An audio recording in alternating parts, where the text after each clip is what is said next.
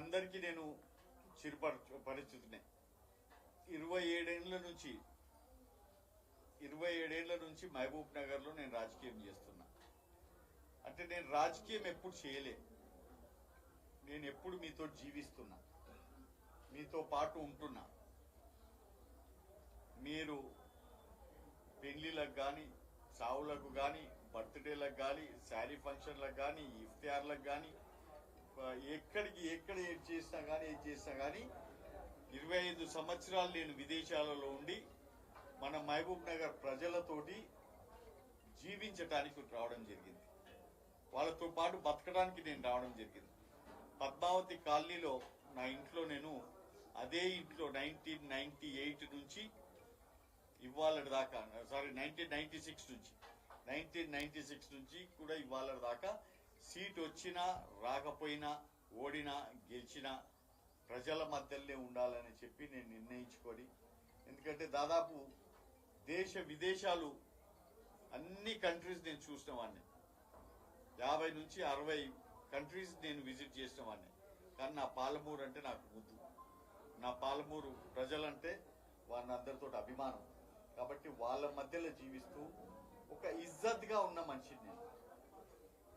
ఎక్కడ కూడా నేను, ఎందుకంటే ఆర్కే ఇంటర్వ్యూలో కూడా నేను చెప్పడం జరిగింది, ఎక్కడైనా కానీ ఎవరైనా నా ఇంటి ముందరికి వచ్చి నిలబడి జితేందర్ రెడ్డి నాకు ఒక 90 పైసా అప్పున్నాడు, లేకపోతే నా దగ్గర నుంచి ఒక 90 పైసా తీసుకున్నాడు లంచం కిందను అని చెప్పి అనమనండి. లేకపోతే నాకు జితేందర్ అన్న శత్రుత్వం ఉందని చెప్పి ఏమన్నా అనమని చెప్పండి. లేకపోతే జితేందర్ రెడ్డి నాకు చీట్ చేసిండని చెప్పి అనమని చెప్పండి అని చెప్పి ఆర్కే ఇంటర్వ్యూలోనే నేను ఛాలెంజ్ చేయడం జరిగింది. ఇవాళకి కూడా మా నాయన ఏ విధంగా అయితే పేరు తెచ్చుకున్నాడో పెద్ద పోలీస్ ఆఫీసర్గా, దానిని నిలబెట్టడానికి నా శాయశక్తులా ప్రయత్నాలు చేసుకుంటూ వచ్చా. కానీ మొట్టమొదటి నుంచి నాకు ఒకటే, ఇజ్జత్, గౌరవం. ఇజ్జత్ అనేది ఎవరన్నా ఇవ్వకపోతే వాడు ఎంత పెద్ద తురుంఖానన్నా కానీ ఆ దైలీజ్ లోపల కార్లు నేను పెట్టాను. ఆ కడప లోపలికి నేను కాలు పెట్టే అలవాటు నాకు లేదు. ఎంత పెద్ద గొప్పడైనా కానీ. భారతీయ జనతా పార్టీ మీ అందరికి తెలుసు, ఎవరు లేనప్పుడు, ఎక్కడ లేనప్పుడు భారతీయ జనతా పార్టీలో నేను 50,000 మెజార్టీ తోటి మహబూబ్ నగర్ ప్రజలు నన్ను గెలిపించారు. ఆనాడు గెలిచిన సీటుకు మళ్ళా ఎక్కడ ఎదిగిపోతాడో అని చెప్పి 2004లో నాకు సిట్టింగ్ సీట్ నిరాకరించడం జరిగింది. 2009లో నా సీటును కేసీఆర్కి ఏదైతున్నదో ఆనాడు వాళ్ళందరూ త్యాగం చేయడం జరిగింది నా సీటును.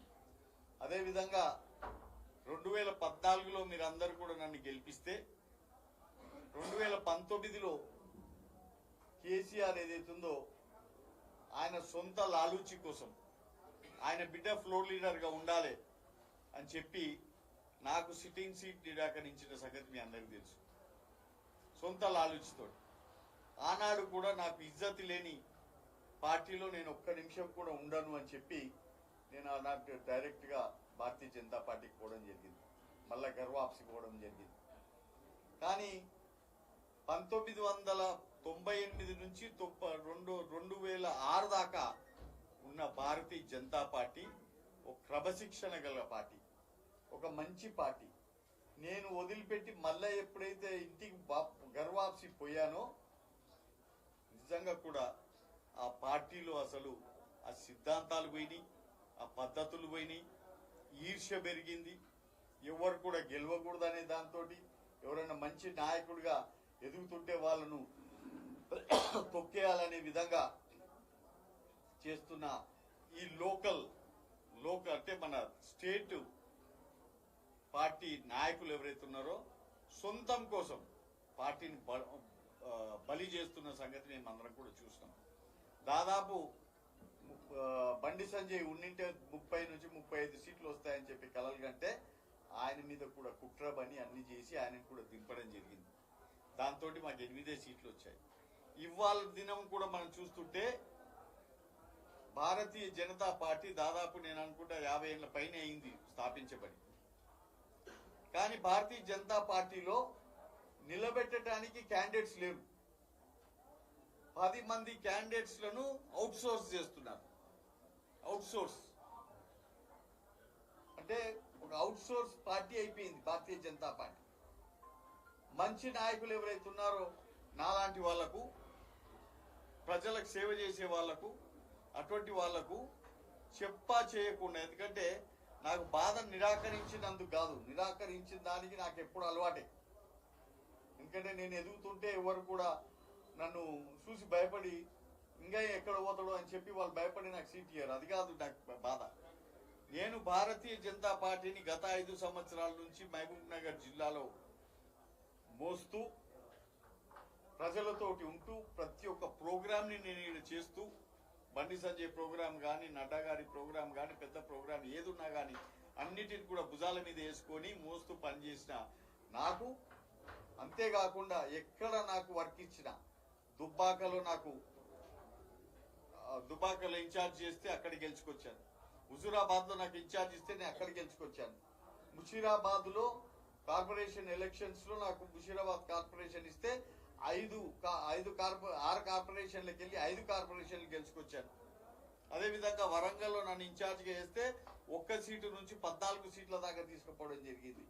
ఎక్కడ పంపిస్తే అక్కడ చేసి శ్రమతోటి నాది ఏదో పార్టీలో పనిచేసిన తర్వాత మొన్న నేను ఎక్స్పెక్ట్ చేస్తున్న సీటు నాకు ఇవ్వకుండా, బాధ ఏంటంటే నన్ను పిలిచి కూడా మాట్లాడలేదు.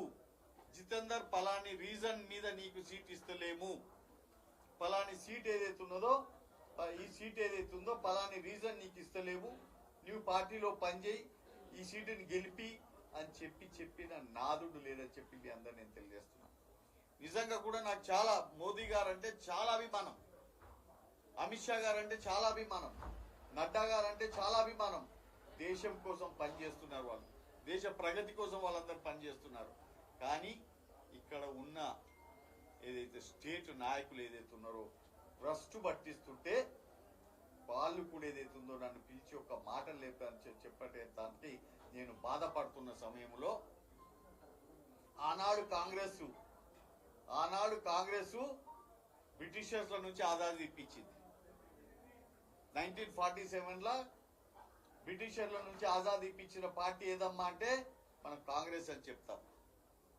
ఈడ మహబూబ్ నగర్ జిల్లాలో జరుగుతున్న అరాచకాలు అన్నిటిని కూడా ఇక్కడ కూడా ఫ్రీడమ్ ఇప్పించింది ఏ పార్టీ అనంటే, ఇవాళ ప్రజలందరూ కూడా శ్వాస పీల్చుతున్నారంటే, ఈడ కూడా ఒక ఆజాదీగా ఉన్నారంటే, అది కూడా ఏదైతే ఉన్నదో కాంగ్రెస్ ఈడ మళ్ళా వాళ్ళందరికీ ఊపిరి పీల్చే విధంగా చేసిన పార్టీ.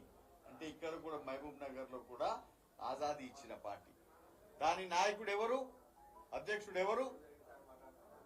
రేవంత్ రెడ్డి గారు. ఆ రేవంత్ రెడ్డి గారు నిజంగా కూడా నేను చెప్తున్నా, మా రెడ్డి బిడ్డ, మా రెడ్డి బిడ్డ, ధైర్యం ఉన్న బిడ్డ, దమ్మున్న బిడ్డ.